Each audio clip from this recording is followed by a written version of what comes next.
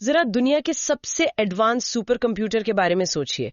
मतलब जब हम किसी बहुत ही आधुनिक मशीन के बारे में सोचते हैं तो शायद दिमाग में किसी बड़ी टेक कंपनी के सर्वर रूम की तस्वीर आ रही होगी। हाँ, जहां हजारों तार और चमकती हुई लाइटें लगी होती हैं। बिल्कुल।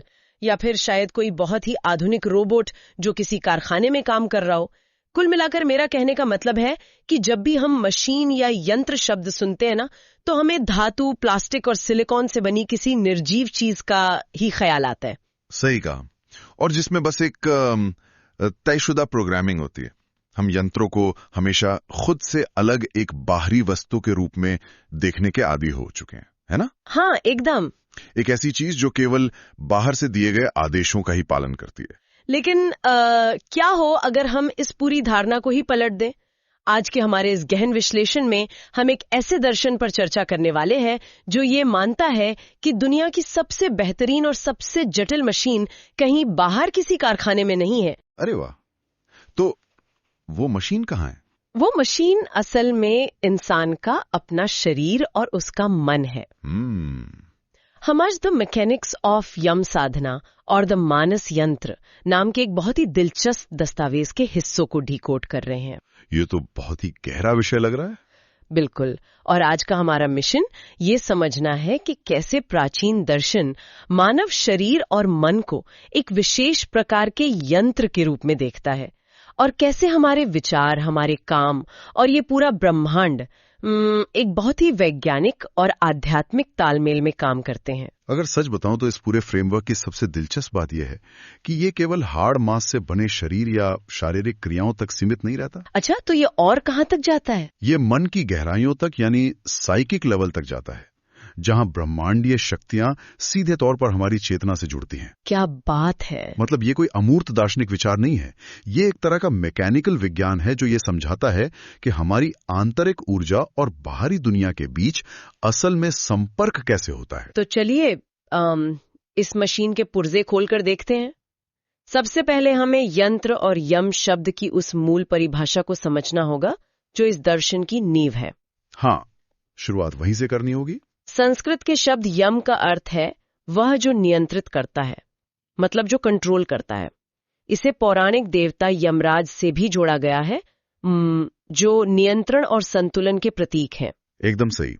और अगर हम यंत्र शब्द की बनावट को देखें तो ये यम धातु से ही निकला है।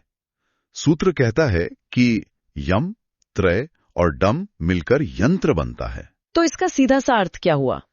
इसका सीधा सा मतलब है कि यंत्र वह है जो एक विशेष प्रकार का नियंत्रण स्थापित करता है। इसे हम बहुत ही सरल तरीके से समझ सकते हैं, जैसे एक हथौड़ा है। हाँ, हथौड़ा। उसकी एक खास बनावट है। उसका वजन एक तरफ ज्यादा होता है जो उसे कील ठोकने की योग्य बनाता है। या फिर एक कैंची ले लीजिए, जिसकी बनावट उसे काटने की क्षमता देती है ना? बिल्कुल। उनका भौतिक आकार ही उन्हें एक विशेष काम करने के लिए कंट्रोल करता है। और मुझे लग रहा है कि यही लॉजिक इंसानी शरीर पर भी लागू होता है, जिसे इस फ्रेमवर्क में देह यंत्र कहा गया है। हाँ, मानव शरीर को एक दिव्य यंत्र माना गया है क्योंकि ये एक ऐसा विशेष आउटपुट दे सकता है जो किसी भी जानवर के शरीर से संभव नहीं है। मतलब जानवरों का शरीर भी तो यंत्र ही हुआ ना? हाँ, एक हाथी का शरीर भी एक यंत्र है, लेकिन उसका आउटपुट शारीरिक ताकत तक ही सीमित रह जाता है। सही बात है। हाथी का शरीर वो सब नहीं कर सकता जो एक इंसान का शरीर कर सकता है, जैसे जटिल विचार पैदा करना या गहरी चेतना में जाना या फिर आध्यात्मिक साधना करना। इसीलिए मानव शरीर को एक विशिष्ट मशीन माना गया है ना? बिल्कुल, जिसकी बनावट ही उसे एक खास तरह की चेतना निर्मित करने की इजाजत देती है। ठीक है, आइए इसे थोड़ा और विस्तार से समझते हैं। मैं सोच रही थी कि अगर ये मानव शरीर, मतलब ये देह यंत्र, एक हार्डवेयर है जो हमें एक खास तरह का आउटपुट देने की क्षमता देता है, तो मन क्या है? दर्शन इससे एक कदम आगे जाकर मानस यंत्र यानी मन की बात करता है। मानसिक स्तर पर मन भी एक आकार लेता है। अच्छा, अगर मैं इसे आज की भाषा में समझने की कोशिश करूं तो यदि शरीर हार्डवेयर है तो क्या हमारा ये मानस यंत्र उसका सॉफ्टवेयर है? बहुत ही बेहतरीन तुलना है ये। और इस दर्शन के मुताबिक ये मानस यंत्र हमारे पूर्व कर्मों या संस्कारों के अनुसार बनता है, तो क्या ये संस्कार वो कोडिंग है जो इस सॉफ्टवेयर को हर इंसान के लिए बिल्कुल अलग बनाते हैं? हाँ, शरीर को हार्डवेयर और मन को सॉफ्टवेयर के रूप में देखना एक बहुत ही सटीक तरीका है। और यहाँ सबसे दिलचस्प बात यह है कि जो कोडिंग या संस्कार हैं, वही ये तय करते हैं कि मानसिक यंत्र कैसे काम करेगा। मतलब शारीरिक स्तर पर तो इंसान काफी हद तक एक जैसे होते हैं, सबका दिल धड़कता है, सबको भूख लगती है। बिल्कुल, लेकिन जब बात मानस यंत्र की आती है तो ये विविधता बहुत बड़ी हो जाती है। दो लोग किसी एक ही स्थिति में बिल्कुल अलग तरीके से सोचते और प्रतिक्रिया देते हैं। इनके कर्मों या संस्कारों की कोडिंग का सीधा परिणाम है। ये मन रूपी यंत्र भी अपने भीतर चल रहे विचारों और भावनाओं को एक बहुत ही विशिष्ट तरीके से नियंत्रित करता है। अगर ये संस्कार हमारे मन का सॉफ्टवेयर लिख रहे हैं, तो सवाल ये उठता है कि ये सॉफ्टवेयर काम कैसे करता है, इसका ढांचा क्या है? मतलब ये बाहरी दुनिया के हार्डवेयर से कनेक्ट कैसे होता है? यहाँ ये दर्शन भौतिक और सूक्ष्म ऊर्जाओं के बीच एक ज्यामितीय प्रतीकवाद यानी ज्योमेट्रिक सिंबलिज्म की ओर मुड़ जाता है। ज्यामितीय प्रतीकवाद मतलब ज्योमेट्री। हाँ, यहाँ प्रतीक के दो त्रिकोणों की बात की गई है जो इस मशीन के आर्किटेक्चर को समझने के लिए बहुत जरूरी हैं। अच्छा, तो ये दो त्रिकोण कौन से हैं? यहाँ दो त्रिकोण हैं, एक ऊर्ध्व त्रिकोण जो ऊपर की ओर इशारा करता है और दूसरा अधः त्रिकोण जो नीचे की ओर इशारा करता है। तो ये दर्शाते क्या है? ऊर्ध्व त्रिकोण मानव मन का भौतिक ऊर्जाओं के साथ संबंध दर्शाता है। आसान शब्दों में, हमारा मन इस बाहरी भौतिक दुनिया से कैसे जुड़ता है और कैसे प्रतिक्रिया देता है। और जो दूसरा है अधः त्रिकोण, उसका क्या काम है? वो मन का प्रज्ञा के साथ संबंध दर्शाता है। प्रज्ञा मतलब विशुद्ध चेतना। हाँ, प्रज्ञा यानी वो विशुद्ध चेतना या सूक्ष्म ऊर्जा जो इंसान का मार्गदर्शन करती है। दर्शन ये स्पष्ट करता है कि इन दोनों त्रिकोणों के बीच और पूरे भैरवी चक्र के साथ जितना अधिक सामंजस्य होगा, व्यक्ति अपनी मानसिक क्षमताओं का उतना ही अधिक उपयोग कर पाएगा। एक मिनट, मुझे यहाँ थोड़ी असहमति है या कह लीजिए एक उलझन है। हाँ, बताइए। अक्सर आध्यात्मिक बहसों में ये कहा जाता है कि भौतिक दुनिया तो बस एक ट्रैप है, एक मोहमाया है। तो अगर लक्ष्य आध्यात्मिक प्रज्ञा को पाना है, तो क्या केवल सूक्ष्म ऊर्जाओं यानी अधः त्रिकोण पर ध्यान केंद्रित करना पर्याप्त नहीं है? ये बहुत ही आम सवाल है। मेरा मतलब है, हमें भौतिक ऊर्जाओं यानी ऊर्ध्व त्रिकोण के साथ सामंजस्य बिठाने की आवश्यकता ही क्यों है? क्या भौतिक दुनिया से जुड़ना हमारी इस मशीन की प्रोसेसिंग स्पीड को धीमा नहीं कर देगा? क्या भौतिकता हमें पीछे नहीं खींचती? लोग अक्सर यही गलती करते हैं। अगर हम संपूर्ण क्षमता के उपयोग की बात कर रहे हैं तो दोनों त्रिकोणों का संतुलन अनिवार्य है। किसी एक को भी नजरअंदाज करने से सिस्टम क्रैश हो सकता है। अच्छा, ऐसा क्यों? जरा सोचिए, अगर सबसे अच्छा सॉफ्टवेयर है जो कि सूक्ष्म ऊर्जा है, लेकिन उसे चलाने के लिए सही हार्डवेयर ही ना हो, यानी भौतिक ऊर्जा और बाहरी दुनिया से जुड़ाव ही ना हो, तो उस सॉफ्टवेयर का क्या फायदा? हाँ, ये बात तो है। बिना हार्डवेयर के सॉफ्टवेयर काम कैसे करेगा? बिल्कुल। ऊर्ध्व त्रिकोण उस वास्तविकता का प्रतीक है जिसमें हम जीते हैं, सांस लेते हैं और कर्म करते हैं। अगर कोई भौतिक दुनिया से पूरी तरह कट जाएगा, तो वहां उन संस्कारों या कोडिंग को कैसे प्रोसेस और खत्म करेगा जो उसके मानस यंत्र को चला रहे हैं। समझ गए, मतलब संतुलन ही असल चाबी है। भौतिक वास्तविकता और आध्यात्मिक प्रज्ञा के बीच का ये ज्यामितीय संतुलन ही वो कुंजी है जो हमारे मन की छिपी हुई शक्तियों को खोलती है। एकदम सही। किसी एक को नजरअंदाज नहीं किया जा सकता। यही इस पूरे प्रतीकवाद का मुख्य उद्देश्य है। लेकिन इन दोनों त्रिकोणों मतलब भौतिक और आध्यात्मिक दुनिया के बीच ये संतुलन अपने आप तो नहीं बन जाता होगा ना? नहीं, अपने आप नहीं बनता। इसके लिए किसी सक्रिय ऊर्जा या शक्ति की आवश्यकता होती होगी जो इन दोनों को जोड़ सके। और मुझे लगता है यहीं पर इस दर्शन में 3 शक्तियों और भैरवी चक्र का जिक्र आता है। हाँ, संतुलन स्थापित करने के लिए एक मैकेनिज्म की जरूरत होती है। यहाँ 3 मुख्य शक्तियों का वर्णन है, कौशिकी, भैरवी और भवानी। तो ये शक्तियां क्या करती हैं? इनमें से कौशिकी वो शक्ति है जिसे कारण मैट्रिक्स या आद्या शक्ति कहा गया है। ये एक त्रिसंयोजक शक्ति है जिससे ये पूरी भौतिक दुनिया और भौतिक कंपन उत्पन्न होते हैं। रुको, कारण मैट्रिक्स या त्रिसंयोजक, ये तो किसी साइंस फिक्शन फिल्म के कॉन्सेप्ट जैसा लग रहा है। इसका असल मतलब क्या है? इसे ऐसे समझते हैं, कारण मैट्रिक्स ब्रह्मांड का वो मूल ऊर्जा क्षेत्र है, वो सोर्स कोड है जहां से सब कुछ पैदा होता है। अच्छा, मतलब जहां से सब शुरू होता है। हाँ, अभी कुछ भी भौतिक रूप में नहीं है, बस एक संभावना है। और त्रिसंयोजक का मतलब है 3 बुनियादी गुणों का संगम, सत्व, रज और तम। ये तो आयुर्वेद और योग में भी बहुत सुने हैं। बिल्कुल। जब ये तीनों गुण इस कारण मैट्रिक्स में हलचल पैदा करते हैं, तब जाकर भौतिक दुनिया के कंपन या वाइब्रेशन बनते हैं। समझ गई। यानी कौशिकी शक्ति वो कच्चा माल है या सोर्स कोड है, और जो दूसरी है भैरवी शक्ति, उसका क्या रोल है? ये भैरवी शक्ति ही इस आध्यात्मिक स्तर यानी कारण मैट्रिक्स और हमारे भौतिक कंपनों के बीच संबंध स्थापित करती है। ये एक पुल की तरह काम करती है। अब मुझे लगता है इसीलिए इस विशेष ऊर्जा केंद्र को भैरवी चक्र कहा जाता है ना? एकदम सही। व्यवहारिक तंत्र में मानव मन को हमेशा इसी भैरवी चक्र से प्रेरणा मिलती है। मैकेनिकल नजरिए से देखें तो ये चक्र एक तरह का ट्रांसफॉर्मर है। ट्रांसफॉर्मर? वो कैसे? कारण मैट्रिक्स की ऊर्जा इतनी विशाल और सूक्ष्म होती है कि मन उसे सीधे ग्रहण नहीं कर सकता। तो भैरवी चक्र उस उच्च स्तर की ऊर्जा को इस तरह से ढालता है या डाउनग्रेड करता है कि हमारा मानस यंत्र उसे ग्रहण कर सके।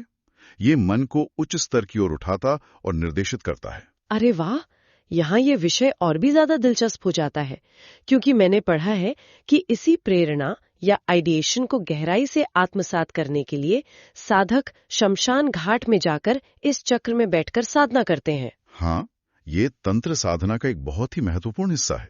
तो जब हम शमशान घाट के बारे में सोचते हैं तो आमतौर पर डर या मृत्यु याद आती है, लेकिन क्या हम इसे नेटवर्क और डेटा के नजरिए से देख सकते हैं? मतलब आप किस तरह से सोच रही हैं? मेरा मतलब है, क्या शमशान घाट में जाना एक तरह से दुनिया के शोर शराबे से कटकर एक डेड जोन में जाने जैसा है? Dead zone? हाँ, एक अत्यंत शांत वातावरण, एक ऐसी जगह जहां बाहरी भौतिक कंपन एकदम शून्य हो, ताकि साधक भैरवी चक्र के माध्यम से सीधे उस कारण मैट्रिक्स से भारी मात्रा में प्रेरणा का डेटा बिना किसी नेटवर्क बाधा के डाउनलोड कर सकें। क्या बात है!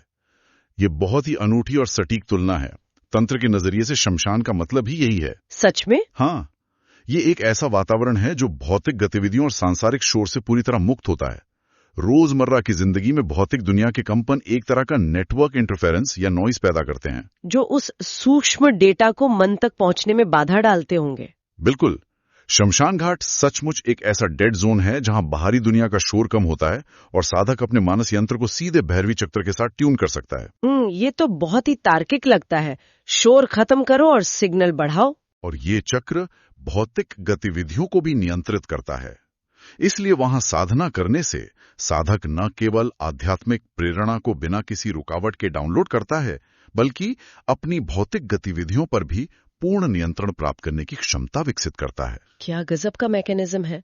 अब जब हम ये समझ चुके हैं कि भैरवी चक्र के माध्यम से ये भारी आंतरिक प्रेरणा कैसे मिलती है, तो स्वाभाविक रूप से अगला सवाल ये उठता है कि ये सब हमारे बाहरी जीवन में कैसे काम करता है। हाँ, वो भी बहुत जरूरी पहलू है। मतलब ये आध्यात्मिक डाउनलोड या आध्यात्मिक जुड़ाव व्यक्ति के बाहरी जीवन और रोजमर्रा के कार्यों में कैसे दिखाई देता है।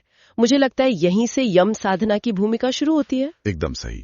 यम साधना ही आंतरिक और बाहरी दुनिया की कड़ी है। वो कैसे? देखिए, यम का निवास भले ही आंतरिक हो, लेकिन उसकी अभिव्यक्ति हमेशा बाहरी होती है। दर्शन इसे इंट्रो एक्सट्रोवर्जियल कहता है। मतलब जड़ें भीतर हैं, लेकिन इसके प्रभाव बाहर दुनिया में दिखाई देते हैं ना? बिल्कुल। ये आंतरिक दुनिया और बाहरी दुनिया के बीच एक सुखद कड़ी है, एक हैप्पी लिंक। इसलिए तंत्र में साधना यम से ही शुरू होती है। हाँ, स्रोतों में एक बात बहुत गहराई से कही गई है कि इंसान की पहचान उसके कर्मों से होती है। उसके बाहरी काम उसके विचारों को दर्शाते हैं। यदि कोई अंदर से साधु है तो वो बाहर भी प्रकट होगा, वो छिप नहीं सकता। सही बात है, क्योंकि मशीन अंदर से जैसी प्रोग्राम होगी, आउटपुट वैसा ही आएगा। हमारा मन हमारी बाहरी गतिविधियों को नियंत्रित करता है, लेकिन मन खुद भी तो किन्हीं नियमों या सिद्धांतों द्वारा निर्देशित होना चाहिए ना। अगर सिद्धांत ना हो तो क्या होगा? इन सिद्धांतों के अभाव में मन में ये भ्रम पैदा होता है कि क्या करना चाहिए और क्या नहीं। हम हर दिन इस दुविधा का सामना करते हैं कि कौन सा रास्ता सही है। तो अगर मैं इसे फिर से कंप्यूटर की भाषा में कहूं, तो क्या यम साधना मूल रूप से हमारे ऑपरेटिंग सिस्टम का एक नैतिक फ्रेमवर्क या कह लीजिए एंटीवायरस है? एंटीवायरस? हाँ। जो हमारे मानसिक यंत्र को इस दुनिया के भ्रम और दुविधाओं से क्रैश होने से बचाता है।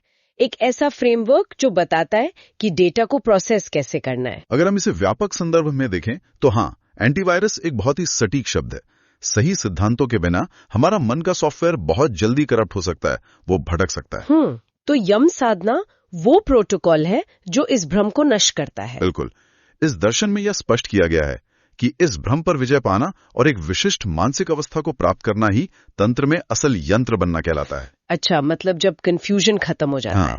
जब मन बिना किसी दुविधा के पूरी स्पष्टता के साथ काम करने लगता है, तब इंसान की चेतना एक सिद्ध यंत्र की तरह अचूक और तेज हो जाती है। भ्रम से मुक्ति ही असल में एक परफेक्ट मशीन बनना है। ये विचार ही अपने आप में बहुत शक्तिशाली है। लेकिन जब हम इस भ्रम से लड़ते हैं और बाहरी दुनिया से जुड़ते हैं, तो ये बड़ी मशीन असल में काम कैसे करती है? हाँ, यम के काम करने के तरीके की बात कर रही हैं? हाँ, इसके पुर्जे क्या हैं? दर्शन में 5 उपयंत्रों का जिक्र किया गया है, वो क्या है? यम को ये एक साधारण सा पुर्जा नहीं है। ये एक बड़ा यंत्र है जिसमें कुछ छोटे पुर्जे लगे हैं, जिन्हें उपयंत्र कहा जाता है। यम के अंतर्गत ऐसे 5 उपयंत्र होते हैं। तो इनका काम क्या होता है? दर्शन बताता है कि जब मनुष्य की आंतरिक सत्ता बाहरी वस्तुओं के संपर्क में आती है, मतलब जब हम इस दुनिया में लोगों से मिलते हैं, काम करते हैं, फैसले लेते हैं, तो ऐसी परिस्थितियों में शरीर या मन द्वारा किए गए कार्य पूरी तरह से इन्हीं 5 उपयंत्रों द्वारा नियंत्रित होते हैं। पूरी तरह से नियंत्रित? हाँ, एक विशेष अवस्था में मशीन एक विशेष तरीके से ही काम करती है। एक मिनट, यहाँ मैं एक गंभीर सवाल उठाना चाहूंगी। जी बिल्कुल, पूछिए। यदि हमारे शरीर और मन के सभी कार्य बाहरी दुनिया के संपर्क में आने पर इन 5 उपयंत्रों द्वारा पूरी तरह से नियंत्रित होते हैं, तो क्या इसका मतलब ये है कि हम बस एक ऑटो पायलट मोड में जी रहे हैं? तो फिर क्या है? मशीन के रूप में मनुष्य का स्वभाव एक विशेष अवस्था पर निर्भर करता है। ये 5 उपयंत्र हमारी आंतरिक सत्ता और बाहरी दुनिया के बीच एक इंटरफेस की तरह काम करते हैं। इंटरफेस मतलब वो कैसे? जो नियंत्रण तो करते हैं, लेकिन ये नियंत्रण अंधा नहीं, बल्कि एक व्यवस्थित प्रक्रिया है। जब कीबोर्ड पे ए टाइप करते हैं तो स्क्रीन पर ए ही छपता है, बी नहीं। इसी तरह जब मन बाहरी दुनिया से टकराता है तो प्रतिक्रिया इन उपयंत्रों से गुजरती है ताकि मन अराजक न हो जाए। तो ये नियंत्रण हमें सीमित नहीं कर रहा है, बल्कि दिशा दे रहा है? बिल्कुल। ये नियंत्रण मन को बिखरने से रोकता है। जब कोई व्यक्ति यम साधना के जरिए उस विशिष्ट मानसिक अवस्था को प्राप्त कर लेता है, तो ये उपयंत्र उसे रोबोट नहीं बनाते, बल्कि वो ये सुनिश्चित करते हैं कि उसके कार्य पूरी तरह से उसके ऊंचे सिद्धांतों के अनुरूप हों। अच्छा। वे विचारों को बिना किसी अड़चन के सही कर्मों में बदल देते हैं। उच्च स्तर की स्पष्टता को बाहर से देखने पर ऐसा लग सकता है कि सब कुछ ऑटोमेटिक हो रहा है, लेकिन असल में ये चेतना का अपने उच्चतम स्तर पर काम करना है। ये गुलामी नहीं, मास्टरी है। मतलब एक परफेक्ट मशीन की तरह काम करना ही सबसे बड़ी स्वतंत्रता है, क्योंकि उसमें कोई कंफ्यूजन या सिस्टम एरर नहीं है। एकदम सही बात है। अगर हम आज की इस पूरी गहरी चर्चा के मुख्य बिंदुओं को एक साथ जोड़कर देखें, तो ये साफ हो जाता है कि इंसान का शरीर और मन केवल जैविक इकाइयां नहीं है। हाँ, वो बहुत ही जटिल और दिव्य यंत्र हैं। बिल्कुल। ये यंत्र हमारे पूर्व कर्मों या संस्कारों से आकार लेते हैं, भैरवी चक्र जैसी शक्तियों से आध्यात्मिक और भौतिक तालमेल बिठाते हैं, और यम साधना के सिद्धांतों के जरिए भ्रम को दूर करके दुनिया से जोड़ते हैं। और ये जानकारी आज के समय में बहुत ज्यादा महत्वपूर्ण है। हाँ, मुझे भी यही लगता है, क्योंकि हम हर दिन सूचनाओं की बाढ़ या कह लें कि इंफॉर्मेशन ओवरलोड का सामना करते हैं। ऐसे में ये समझना कि हमारा मन सिद्धांतों के बिना भ्रमित हो सकता है, बहुत जरूरी है। सही कहा, ताकि हम अपने जीवन में स्पष्टता और बेहतर निर्णय लेने की क्षमता विकसित कर सकें। बिल्कुल, ये ज्ञान हमें भ्रम से बचाकर एक सही दिशा देता है। ये सचमुच सोचने का एक बिल्कुल नया नजरिया है। लेकिन इस चर्चा को समाप्त करने से पहले एक ऐसा विचार है जिस पर मैं चाहूंगी कि स्रोत सामग्री के आधार पर हर कोई खुद गहराई से सोचे। जी, वो क्या है? स्रोतों में कहा गया है कि एक विशेष अवस्था में एक मशीन एक विशेष तरीके से काम करती है। हाँ। और हमारा ये मानस यंत्र हमारे अतीत के संस्कारों से प्रोग्राम किया गया है। हाँ, ये हमने डिस्कस किया। तो सोचने वाली बात यह है कि चूंकि हमारा आंतरिक सॉफ्टवेयर हमारे अतीत के संस्कारों से प्रोग्राम किया गया है, तो क्या हमारे बाहरी वातावरण में अचानक किया गया कोई बड़ा बदलाव हमारे उन 5 उपयंत्रों की कोडिंग को तुरंत बदल सकता है? ये तो बहुत ही गहरा सवाल है। या फिर चाहे बाहरी दुनिया कितनी भी बदल जाए, हम हमेशा अपने अतीत के लिखे हुए सॉफ्टवेयर के ही गुलाम रहेंगे? क्या अचानक आया बदलाव हमारी मशीन को रातों रात रीप्रोग्राम कर देगा? ये सोचने पर मजबूर कर देने वाला बिंदु है। इस गहरे सवाल और इस विचार के साथ कि इंसान का मन ब्रह्मांड का सबसे बेहतरीन मशीन है, आज की ये विस्तृत चर्चा यहीं समाप्त होती है।